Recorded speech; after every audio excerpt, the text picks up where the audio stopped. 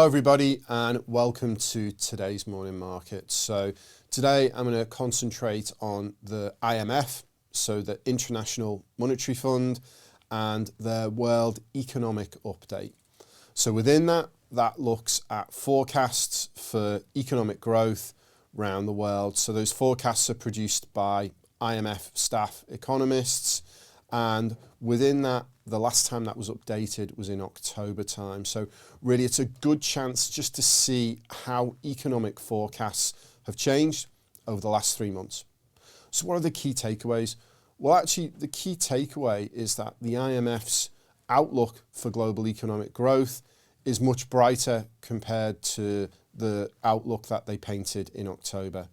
So to give you the numbers, they expect that economic growth will increase by 2.9% for 2023, and that compares to the figure of 2.7% that they put together within October.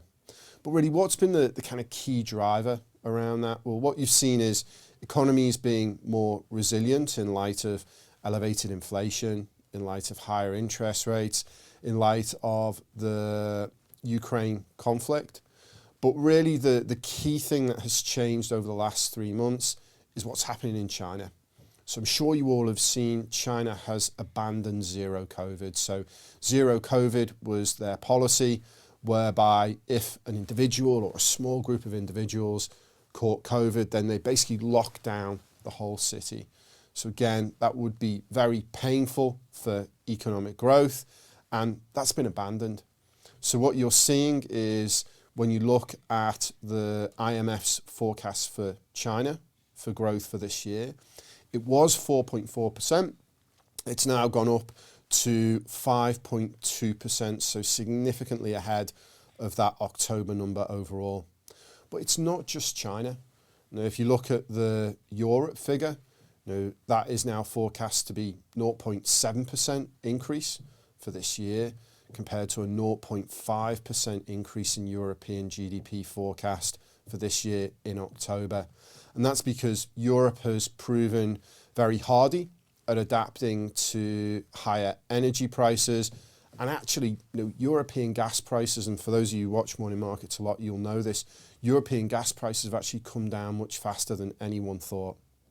There's just one region which has been focused on incredibly heavily by the media. It was interesting, I was in a taxi this morning, and this story was actually on the radio when I was in the taxi, and they only focused on one thing. So they didn't focus on the fact that the IMF had produced a more positive report. What they actually focused on was the fact that the UK is forecast by the IMF to show GDP growth of minus 0.6%. That's due to higher energy costs and higher mortgage costs overall. And it just illustrates to me just how much that the media will hang on more negative stories. But what's our take on this? What's True Potential's take on this? Well, actually, our take on this is positive. It's showing to us that actually the world is becoming a better place. You've got inflation coming down. You've got the abandonment of China's zero COVID. And all of these things are feeding into the IMF's economic growth forecasts overall. So look, that's everything from me.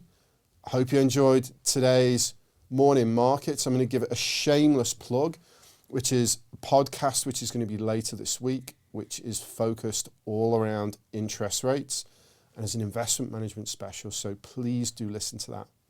Thank you very much.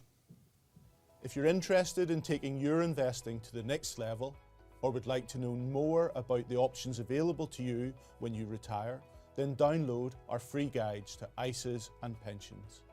These are available in the video description below.